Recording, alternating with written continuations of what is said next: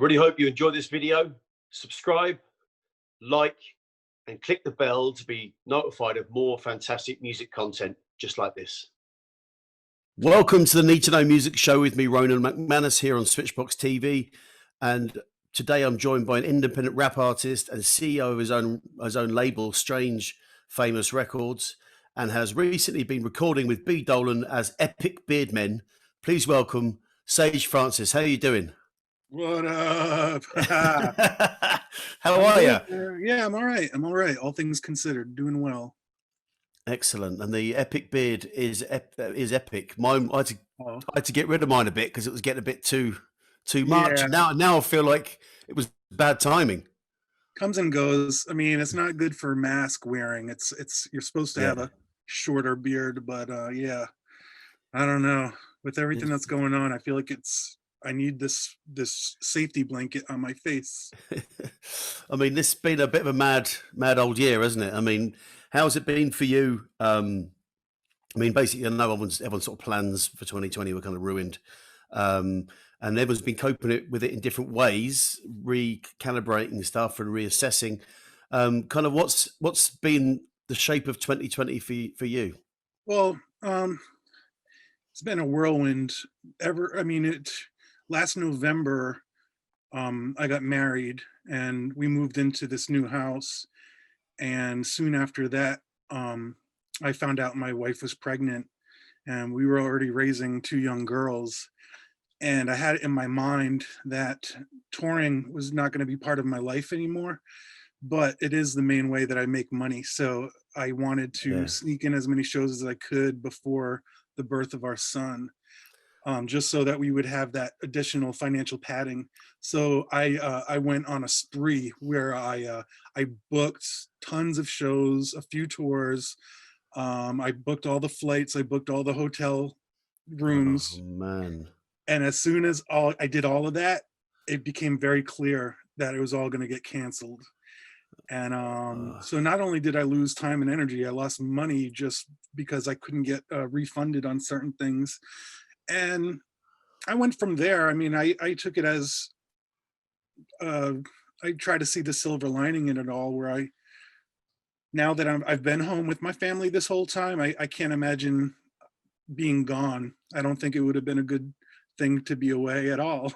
So that's exactly where I'm at in my life, where I'm just looking at what initially looked awful and horrible, honestly, is probably for the best in my life.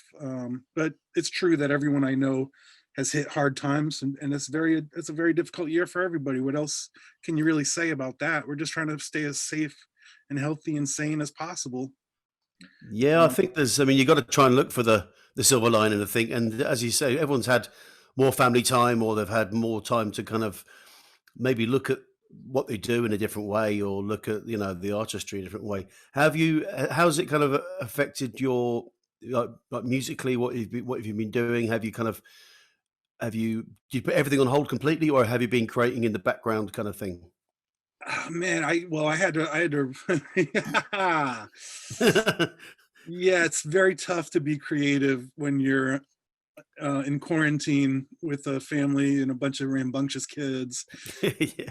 And your domestic duties triple because everyone's always home, so there's always cleaning to do and preparations for meals and a lack of sleep due to an infant, and also me needing to find other ways to make money.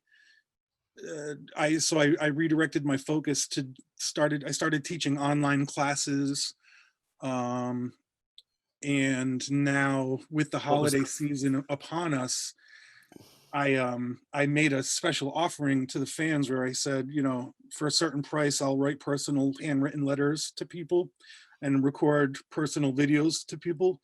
And in my head, I was like, hey, that's cool, because I don't have to leave my house to do that. Yeah. But turns out it's a huge time eater. It's like amazingly, it takes up a huge chunk of my day just to go through all those letters and record the videos and upload them. And I never considered that when I made the offer, but it is going to help pay the bills. So again, I am lucky to have that at my disposal, and also circumvent or totally avoid sites like Cameo. And there's other websites that offer that. They're like an unnecessary middleman.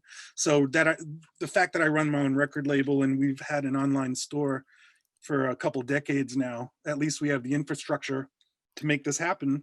And Yeah, I mean, yeah, so I would honestly say I'm not doing much writing. In fact, I started an album a little over 2 years ago that just has been put on the back burner due to all the other things that I've had to deal with. And I think once I get around to being able to focus on music, there's going to be a wealth of material to draw from and work with. it's gonna be mostly about sort of changing diapers and kind of not getting any sleep, just being really angry towards the babies. No, it'll be what I like about music is it can be my total escape from anything I was actually dealing with. You get to Yeah, create a whole new world or explore just things that are not in your immediate space. And that's huge. That's very important. I mean, now that I think about it, that's why I got into music in the first place. When I was a kid, it was my way to get, without actually leaving the house, it was a way for my mind to leave the house yeah. and to just write about things that weren't happening in my exact circumstance. Although eventually that's what I ended up doing with my professional career, is talking a lot about things that are directly happening to me in my personal life. But now it's time for a switch, I think. Yeah, I think as you do a lot of sort of social comment in your lyrics, and as you're known for activism and that kind of thing. Um, what's it like bringing a little fella into the world and thinking about the world he's going to be growing up in? Is it sort of, I mean, how has that kind of altered your perception of what's going on? Has it sort of changed it a bit? um it's terrifying. I deal with the fear of what kind of world he's gonna be living in, how long I'll actually be able to stick around, and help out when I can. I think about that a lot. And but my thoughts on everything haven't really changed. It's just much more, a new layer has developed where I'm thinking beyond my lifespan and now onto someone else's, you know. Yeah. So it just gives me more stress and anxiety. I basically traded in my depression for anxiety. There was a swap that happened at a certain point. And I'm not quite equipped to deal with anxiety too well. I was very familiar with depression. It was basically my normal state of being, I think, for a long time. So I could navigate that, but no, I've never dealt with anxiety issues, and now it's actually a huge part of my day, every Yeah. day. I mean, I suffer from both depression and anxiety, and in my depressed times, I find it a lot easier to write lyrics. Hmm. My sort of anxious times, my head's just so busy and there's so much stuff going on. Right. When I mentioned that the record I started 2 years ago and I was writing the lyrics, my hand was shaking, and it was actually difficult for me to hold a pen and write the words in a legible way. Never ever, I've never experienced that before. Um, so I guess I decided just to step away from it all and deal with my life circumstance as best as possible, and then I can go back to the writing and everything else once I figure out whatever needs to get figured out. And obviously with the Epic Beardmen project, that was our big escape into, because the other half of Epic Beardmen is B Dolan, and we both write some heavy material in our solo work. So when we did the group, we wanted an escape from heavy, heady to, socially aware, like just have a little bit of fun, which we did. But I don't know, all the heaviness, I think, eventually crept back into our work. And you can't escape life, man, because rest in peace to Alias. He was our homie.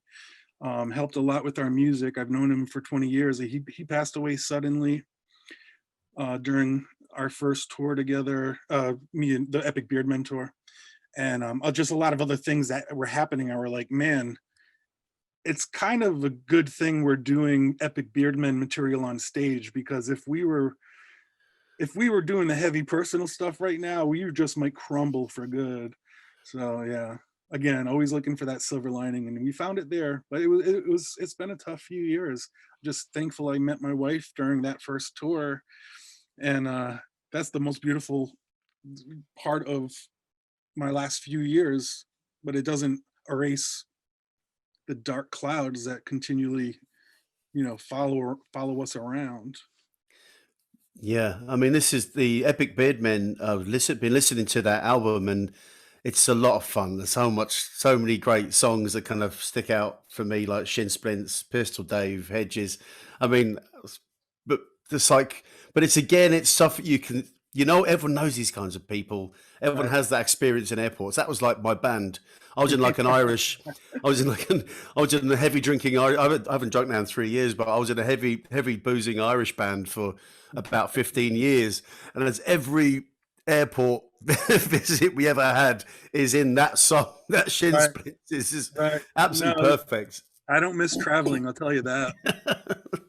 I do not. Yeah, Shin Splints is funny because B came up with the concept, and we've been through so many issues at airports, and it kind of could have written itself, but for some reason it took 2 to 3 years for us to complete because all the rearrangements he was doing with the music and us trying to bounce off of each other's lyrics, but we always knew what we wanted to say in the song.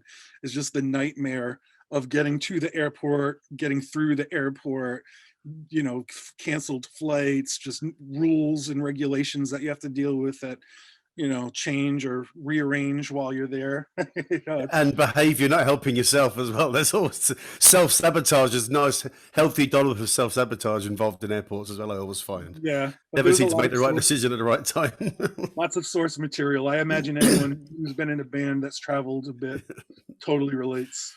I mean, And us fantasizing over the Admiral Lounge, or these private lounges that are in airports. yeah, We've yeah. never been in one of I those. know, yes. Yeah, exactly. So, Yeah. but in the song, we get to fantasize what it's like, and like all the beautiful, there must be palm trees. People are like using, fanning us down as they give us drinks.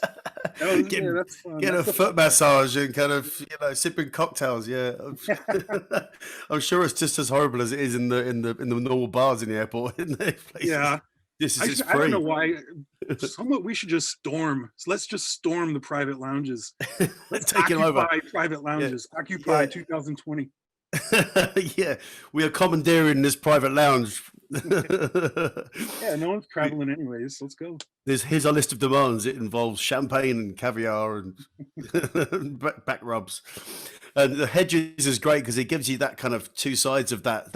That's actually quite. There's a underlying element of kind of today's sort of the way that people are. There's this kind of underlying suspicion of everybody all the time, and there's this kind of idea that the idea of being scared all the time of everybody, and then that's that you kind of this person's made up the narrative of the person in the house, and the person in the house has made up a narrative about the person outside the house. Neither of those things are true, and it's causing a divide, even though it doesn't actually exist. It's such a great sort of microcosm of what is a bigger problem. Yeah, there's lots of tension in all neighborhoods worldwide. We've obviously spent a lot of time in the UK. That's where the whole Hedges. We don't have as many hedges as you guys have.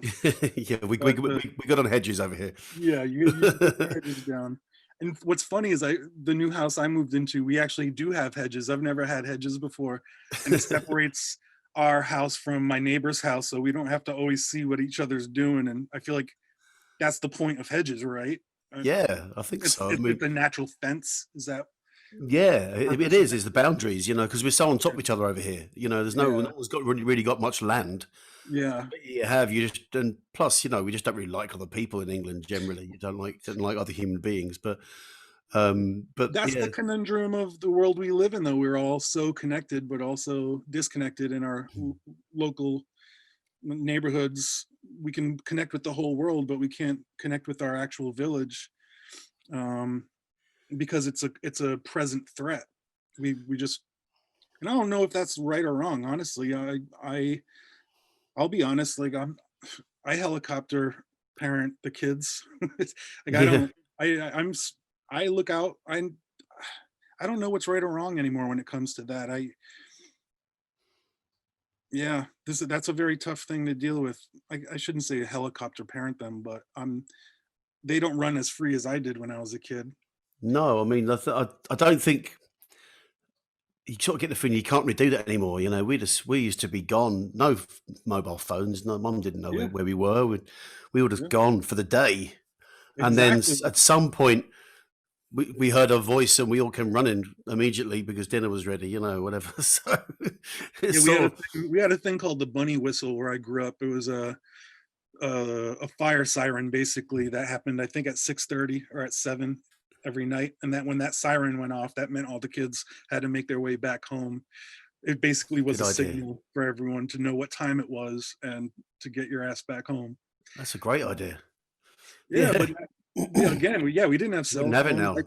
I definitely got lost several times. I definitely found myself in some pretty bad situations, and now with all the surveillance that we have available to us and all the communication that's available to us, we're extra scared, even though we have those things to that are supposed to ease our tensions, but in fact they don't. No. Um, yeah. We're talking of childhood. A nice little segue into. I want to talk about your early years and musically, sort of how did when you got into music and got into what sort of age were you when you first sort of started to discover it as a thing that you wanted to do? Well, I think I was 8 years old when the seed was planted, just because I was attracted to hip hop, um, in such a way where I was fascinated by it because it was brand new. I didn't understand it the way that people were talking, but the rhymes um, lured me in, and just the electric sounds. Everything was just different from what I was familiar with up to that point, and it was very difficult to find or learn about or get any information on where I lived. And there was no internet. There wasn't even really magazines at the time with information. So you were lucky to if you were passionate about it, you were lucky to happen upon maybe a college radio station or something that was feeding you more material that you couldn't find at stores. Um, so I guess I became obsessed with rap to the point where I was making it as soon as I could, and recording myself with my tape recorder, just trying to figure it out, and it never ended from there on. It's been a the trajectory started from 8 years old and me recording myself and I mean, not really how were you knowing how to. recording yourself? What was it? Did you have any way of creating beats or anything like that, or what were you No, rapping to? yeah, I mean, at first I was rapping over the other people's rap songs, just copying their raps. But if I would, I ended up with a boombox, a dual cassette boombox, where I could play one tape and record on the other tape, and then Ah, pause and go back. So if there was one section of a beat that nobody was rapping on, I could repeat that. It was a tedious process, but it was pause, mix, beats.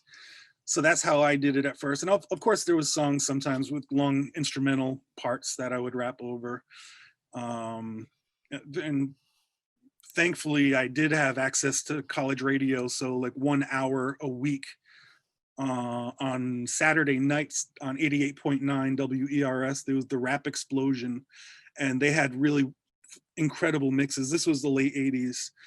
And it was, I still have the tapes, and there was a lot of static involved, but that's what introduced me to Spoonie G and Rakim and artists I never would have known about otherwise, and that who were doing some real impressive and mature um, material. Not so much Spoonie G; he was more of an older school cat, but like Golden Era Rakim, and BDP, all that stuff. So I I just mean, where I were have these guys? Where were these guys geographically? Where was the scene kind of that you were listening to coming from? Was it over West Coast or New York or what was no. it? I was on the East Coast. I grew No, up in you know, Rhode Island. you were in Rhode Island, yeah. So I So had where, but, access to the Boston radio station. right.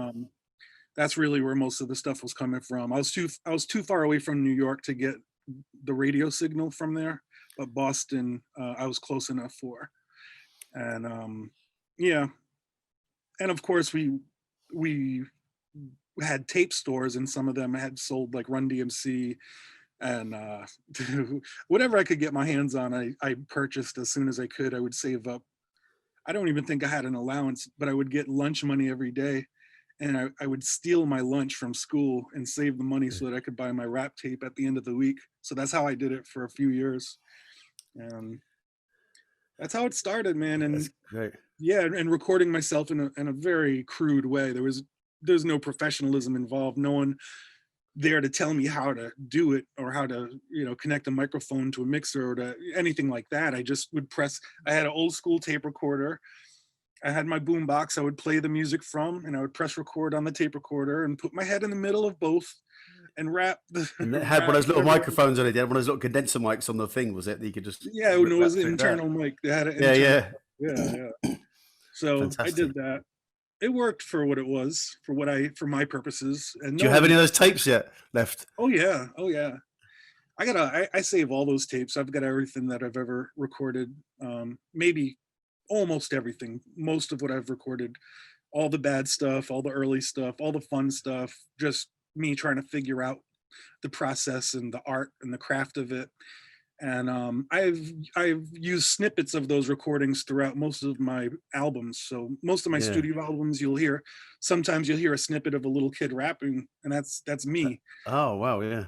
Which would intro the song, or just pop up out of nowhere. I love to just always try to connect what I do in the moment with what I've been in the past, and try to make people understand that I'm part of a ongoing process. Yeah, I mean that's no people wouldn't be that brave. I think that's a very brave thing to do.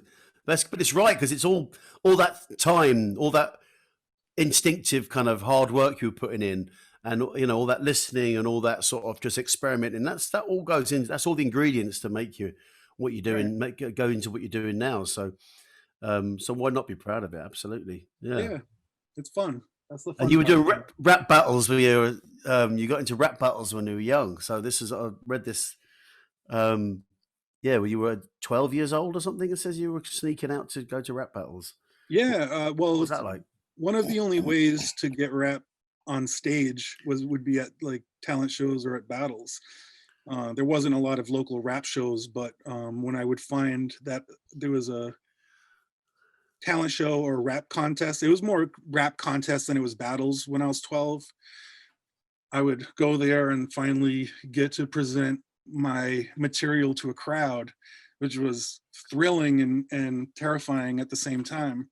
Yeah. But that's where I cut my teeth. And eventually the battles happened, where everyone who was into hip hop, I feel like it was obligated that you have a rhyme, even if you're a rapper or not. Like if you intended on like really being a rapper, but everyone had a rhyme. It was like, what's your rhyme? So you present that and like try to always have a better rhyme than the other person. And it obviously has a lot to do with bragging about how great you are and how whack the other person is. So, a lot of energy was dedicated to silly shit like that. And I'm glad the LL Cool J, I think, was really, to me, he was just like the best. He had the best battle rhyme. So I would try to mirror what he was doing in the ways that he would talk about himself and other people. And then eventually we had to move beyond that and do something more interesting and complicated in the rap battles, which became freestyle based. So if you could rap off the top of your head without a written rhyme.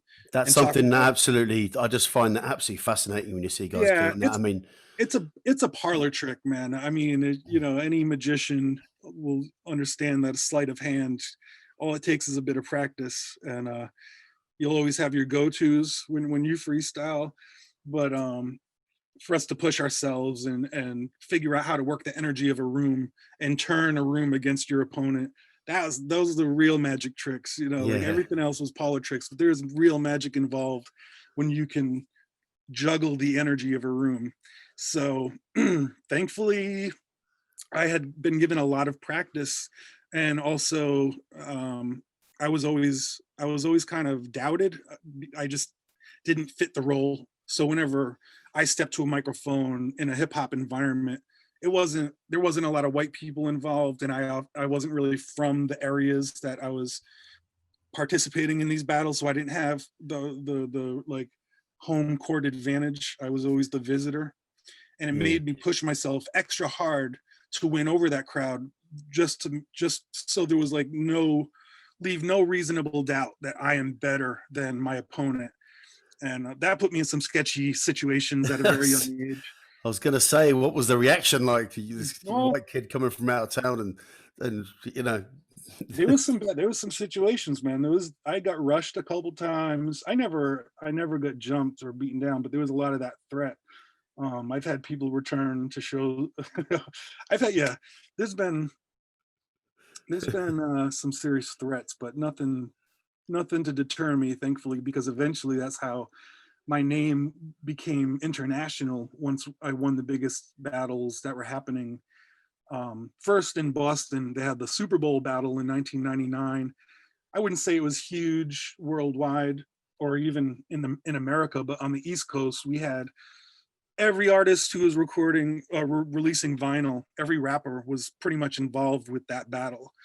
And I was a virtual unknown at the time. They mostly thought I was a spoken word artist, so I had a surprise element for all these Boston cats. And I had a radio show at that time too, so they knew me as like the mouthy radio DJ I talked a fair amount of shit on my radio show.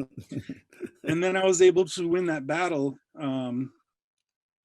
And after that, the Scribble Jam battle in 2000, which then put my name in all hip hop magazines. And thankfully at that time, Napster was a thing. So even if I didn't have my music in stores, if people read my name, they went on Napster and then they downloaded the music I did have available. Everything snowballed from there because I garnered my fan base. I populated my website with users and return customers. I started a web store, funded the label. I was able to grow it and make my connections, build the infrastructure, and tour worldwide. I was, all of a sudden I could. That's early for that stuff, though. I mean, that's what people do now. That's what artists do now. You have your own, your own web store, and you have your own, as you say, all that, your own website and your own the socials and that. That's kind of just what people have to do now. Independence. But that's early to be doing that. Yeah, it was. We were just on the cusp of everything exploding and becoming. It was a whole new world, So artists like me who came from places like Rhode Island, who no one else, you don't have much of an outreach if you're from Rhode Island unless the internet is around. So then you can contact or be contacted by anybody in the world. So I stayed on top of that as best as I could because I knew that was my one shot of actually getting the fuck out of Rhode Island. And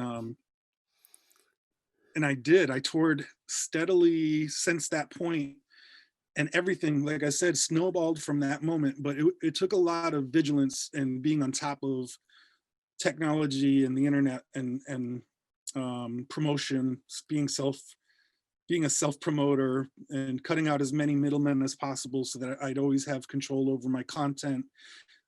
But now it is different. I mean, people are using websites, but I feel like people are beholden to companies again, where companies like Spotify wield a lot of influence over who gets attention, who gets booked for shows, who's going to get promoted or put on certain mixtapes or playlists, I should say. Yeah. And Facebook that throttles people's posts after they already populated their fan page and now can't reach the fans that they helped make this site popular with. Yeah, but that stuff's a real issue, isn't it? Though, I mean, for independent artists finding an audience, that's the biggest problem of independent artists today. Yeah. And I still don't know. Sites like Bandcamp are pretty good. They, to give something back, and you can get lost in entire days on Bandcamp, but you're discovering new people, and they're kind of good for that. But as you say, there is a kind of a stranglehold. I mean, you put a post on Facebook and it has no reach because they want you to pay for the ad, But I mean, what with your own label? Have you found ways of doing that, of getting to audience, like organically? Well, yeah, we did. We are lucky that we've caught the ears of so many people over the ages. If we were to start right now, I don't know how we'd be able to do that, Yeah. because no, we cannot rely on Facebook, although it is the center of the internet. But social media has splintered off into so many different areas where there's Instagram, there's Twitter, there now this TikTok is the big thing for the kids, and like how do you utilize your time best in order to reach as many people as possible, because you have to use social media to do it. The magazines are out of the picture. Our weeklies, we used to have weeklies in our cities, newspapers basically, but that would keep people updated on what's happening in the arts in their local communities. Those are gone. You're really not getting any support from radio. They're all following the same playlists. So the life force probably still is almost like 90% social media. And yes, we have news, we can put out newsletters and stuff, but how often do those just land in junk folders and never get opened? Even, like my Gmail just automatically throws things into the spam folder. Yeah. We see the stats too. We'll send out newsletters to our fans who've purchased stuff from us and see who's opened up the email. And it's a very, very, very small amount of people. And then people get upset when they miss out on a deal or a show, and they're like, oh man, I wish I knew about this. I'm like, we've been promoting this for a month on every social media. I don't know what to do anymore. If you open your damn emails, you'd know about it. Yeah, I don't know what to do anymore. Right? There's shadow banning. There's like, not shadow banning, but the algorithms truly work against a lot of independence. And you can't blame people for not opening some emails, because there's just so much shit they're getting on a daily basis. Yeah, and I don't. Yeah, and it just, this is one of the issues with sort of, even with something like Spotify, or so many people can self-release now that it's hard for audience members to find the people that they like. Before, there was the kind of the natural filter of having a record in a shop, or being on one of the very few radio shows or TV shows that had new bands on, but now there's so many different outlets. It's bad for audience as much as it is for artists. But I don't know what the solution is to it, to be fair. Truly, it might be the only reason a label needs to be around anymore. Outside of that, I don't know what purpose labels really serve. But at least our followers of Strange Famous know that if we put out an artist, they'll probably want to check it out. So that gives a bit of a filter for people to have context. Otherwise, you're getting hit by 10,000 new rap songs every week, and how do you filter that and like find the stuff outside of a huge corporation who is putting millions of dollars into promoting one particular artist? So everyone just gets exposed to that. It just brought us, I hate how it just brought us back to that dinosaur era where the big corporations control who people have access to. The internet was the great escape from that. And finally, after all these years, they finally figured out how to squeeze the wild out of the internet and control the access people mostly get to whatever they experience online. Absolutely. I mean, it's sort of feel like, but I feel like audience they're happy to be told what to buy, because it saves them having to think about it, because there's so many options there. It's like, I don't want to know everything. Just give me the stuff that I need to know. And it's like, this is what I know. It's so much time. Yeah. So, wanted to, well, talking about when you signed to Epitaph Records, because what I'm sort of getting is the parallels with the punk era in the sort of 70s and late 70s and early 80s. That sort of, there was a very DIY attitude to those labels, and it seems like you were going through hip hop was going through a similar sort of thing around that sort of time when you were coming through. You doing things yourself, and you were actually Epitaph being a punk label. Was there any kind of what year was that you were signed to them? I signed to them in 2004. They started snooping around the indie hip hop scene. Yeah, probably 2004, early 2004, or maybe 2003. But they noticed a lot of similarities between our scene and the one that they kind of blew up. Yeah.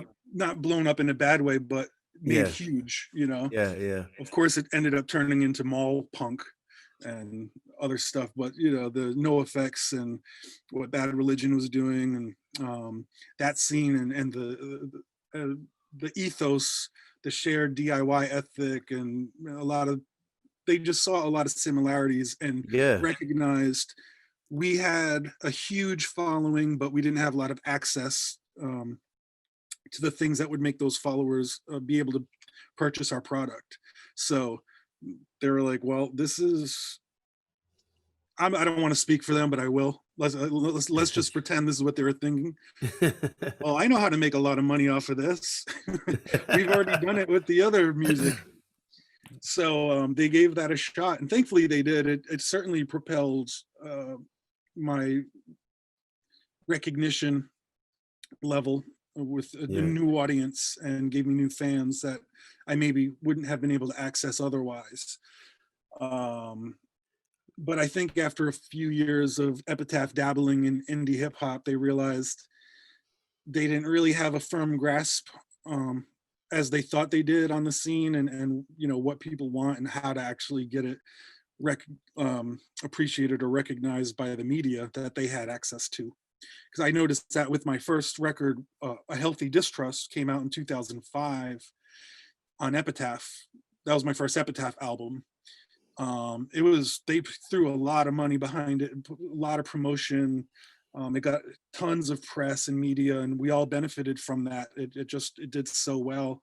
But then after that, I think the cherry was popped, and they didn't know how to promote follow-up albums, because I wasn't new anymore. They couldn't push this newness on people, and that's one of many things that we had to deal with. But it also, we were dealing with a music industry which was changing at such a rapid pace, hardly anyone could keep up. Between, we used to be able to rely on CD sales, we used to be able to rely on MP3 download sales, and now we've moved all the way to streaming, where there's really almost no purchases unless you can get your fans to buy merchandise. Mostly that happens at shows. That's obviously not happening during a pandemic. And you want them to go to your website and buy stuff, but our shipping prices continue to rise. That is outside of our control. Just one more wrench these motherfuckers throw into the engine of what keeps us moving. So every day is us trying to stay on top of our business and stay true to our create, like our art, and make sure we create the best things possible without being too bogged down by life to the point where we just stop creating altogether. That's where I'm at. I just kind of stopped creating and had to focus on other things, which I don't think is going to be forever. But it's a reality, and I'm not going to, like, people will be like, put out something new. I just want to be like, man, if you saw my everyday life, you'd understand how I need to just pause for a second. Yeah.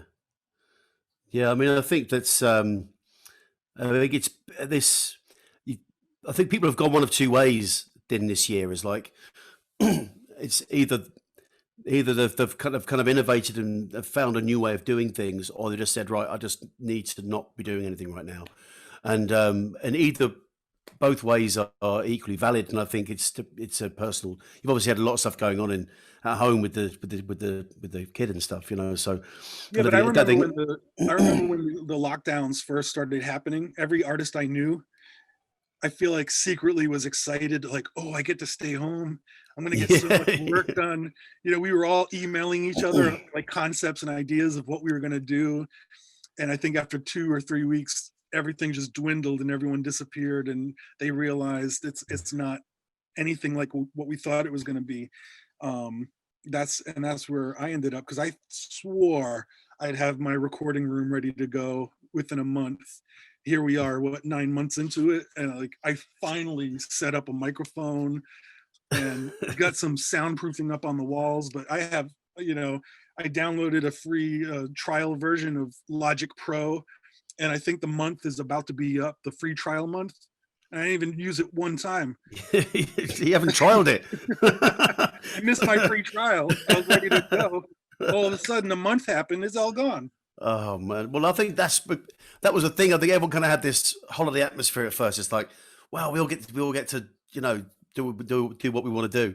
But yeah, I think the sort of reality is that people started to actually die, and the reality of the pandemic, and that it wasn't just a holiday from work. People weren't everyone was home, and it was great. There was actually some serious shit going on, and I think that there was a kind of a collective kind of, oh shit, Yeah. this isn't the holiday we thought it was going to be, well, I just think there was a collective kind of global kind of intake of breath of like, okay.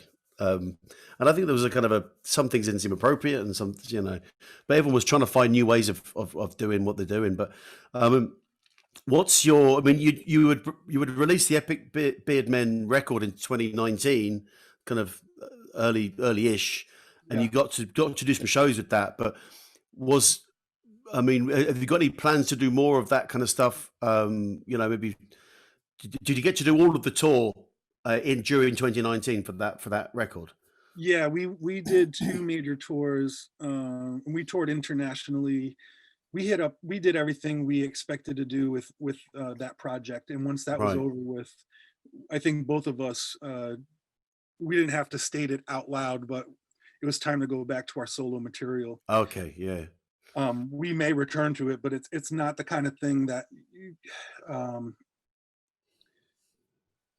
because we dedicated several years to it, and if it didn't grow legs in a way where we could live off of it, it just was a good escape from our solo stuff for a little while.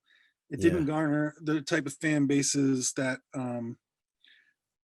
it wasn't like my fan base and his fan base both came together and it became a bigger thing. It's like only a portion of my fans and a portion of his fans came together for Epic Beardman, and everyone else I feel was confused about the project, didn't totally understand what was going on, what was what. And when we were doing shows, they were like, aren't you going to do any Sage songs? And I'm like, no, this is a fucking Epic Beardman.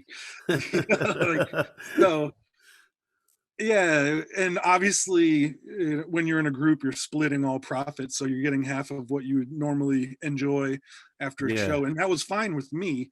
But after a couple years, and when you have a family to support, and you realize how much more money you could have made if you were just doing your solo stuff, it makes you kind of look back at it like, oh man, did I really squander all that.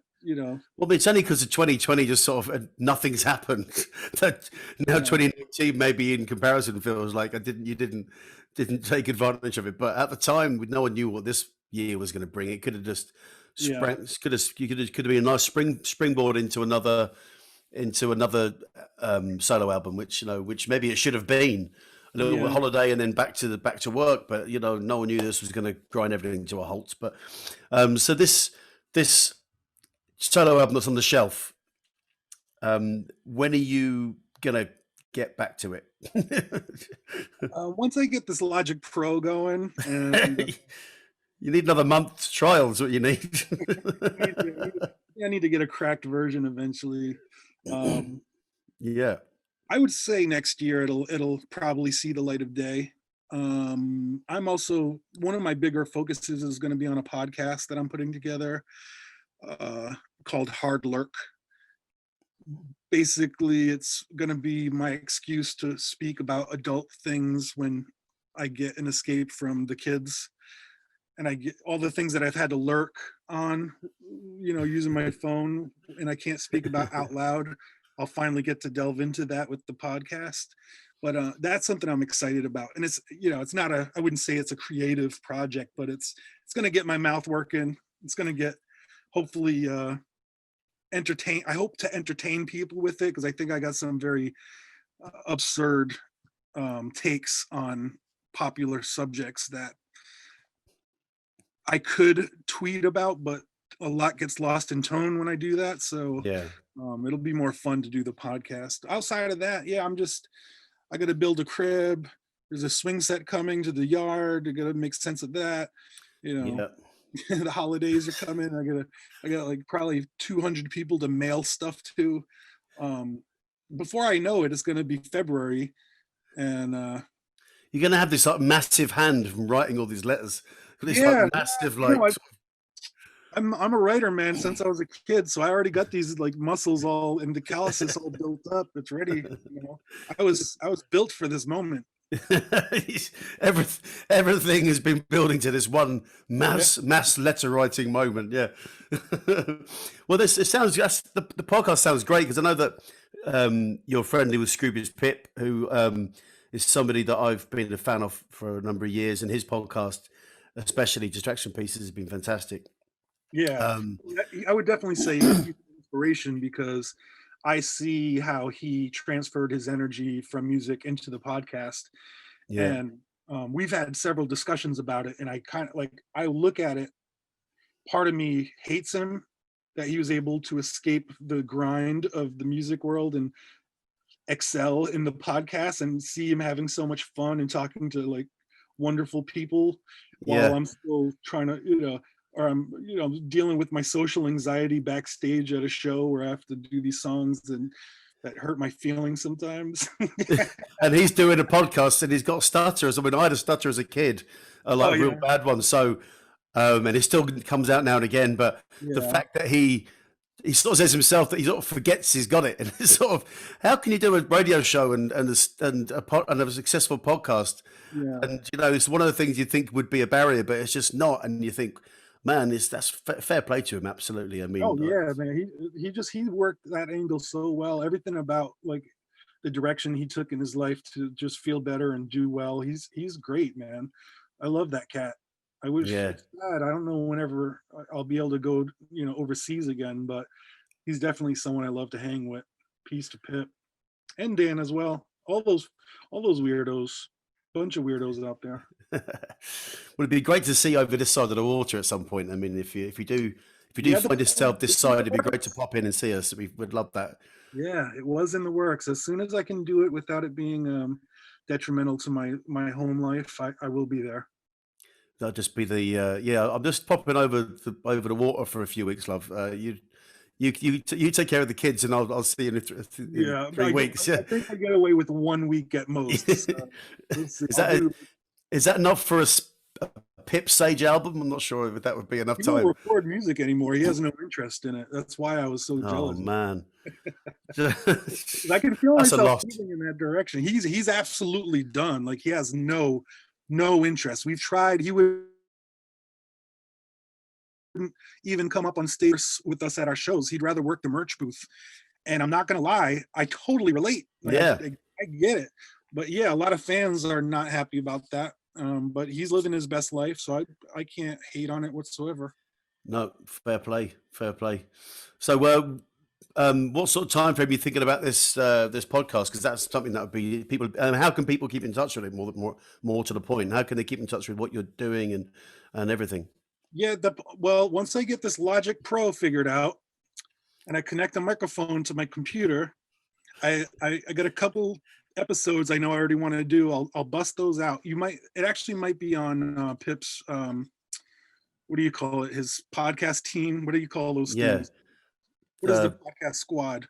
I don't know, what does he call them? 3W, because it's 3 W's he calls his one, doesn't he? But what do you call I don't know. So they might be able to help me out with it. He said just send it over when it's ready. Oh, what they call the hosting, is it what they call it? The hosting thing they do. I don't know. I don't know. I don't know what it is. I should know this, shouldn't I? But yeah. But I'll be promoting it through all the Strange Famous channels, so people will know when it's available. And there'll be hard lurk social media sites if people are strictly interested in the podcast. And outside of that, I am plugging away and keeping myself busy and keeping the lights on, and very grateful to have the opportunity to do that during dire times. Yet we thrive. Absolutely. Right. Okay. Well, what would be the highlight of your career then? Highlight of my career, huh? Shoot, it's been a long career.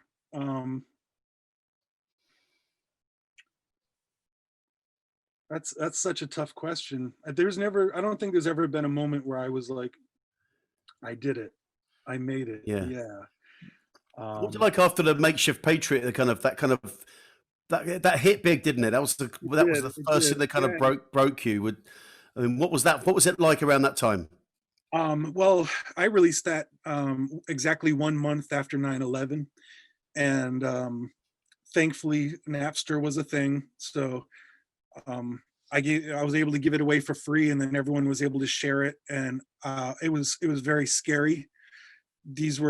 These thoughts that I was sharing, I know could easily have been misconstrued as that of a terrorist.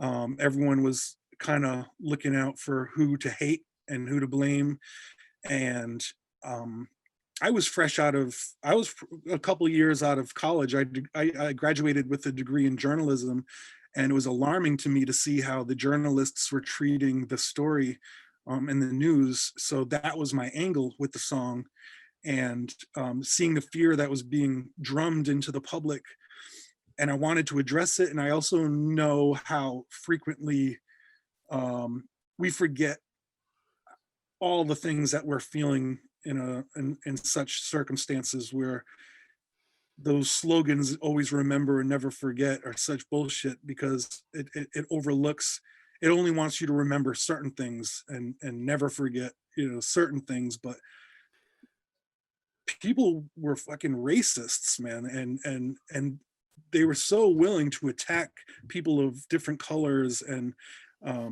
ethnicities. With it just was It was just a very scary moment. I didn't know if my family was going to disown me once they heard it. You just didn't know where people's heads were at that time.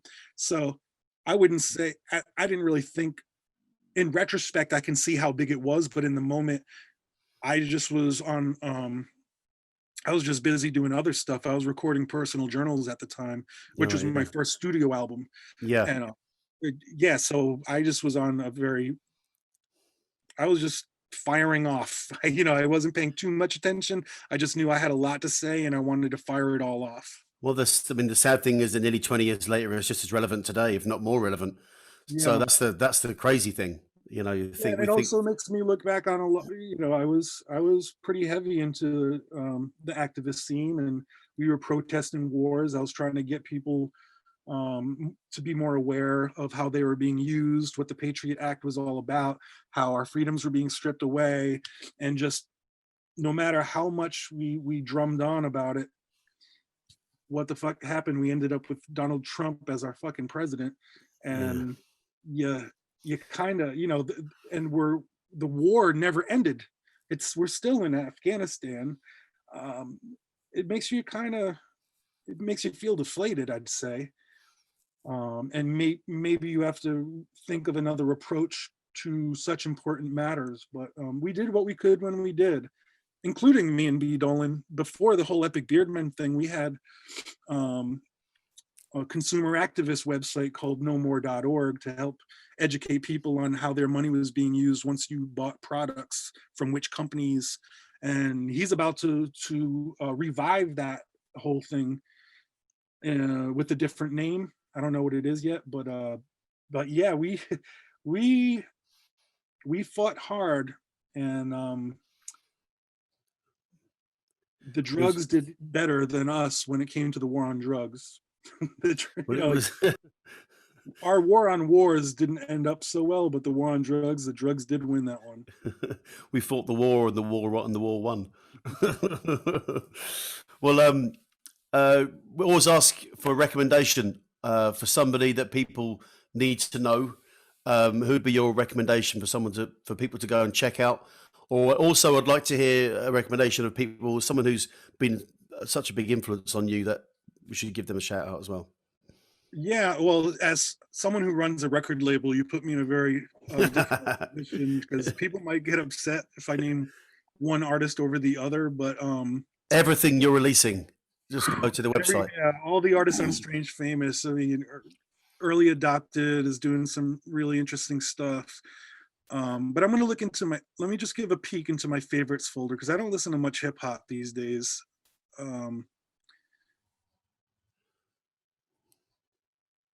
Okay. Let's see new stuff that I got in here. Have you ever heard of a group called Portishead? Yeah, yeah. I'm just kidding. All right, sorry. But we get this. Someone said we asked someone for a recommendation. They're like, Jimi Hendrix. I'm like, well, we kind of know, we kind of know that guy already, you know.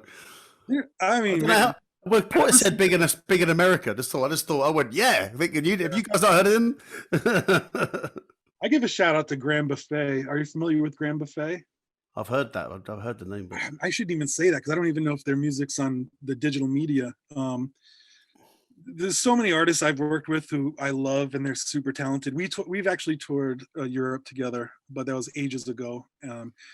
But so many artists who deserve more recognition and they helped inspire movements, and like the whole nerd rap thing kind of developed out of a sound that they created, and they're much funnier and more talented than most of what people would look at for nerd rap. But there's this dude from Rhode Island called Jesse the Tree, who's up and coming, and he's very exciting to me.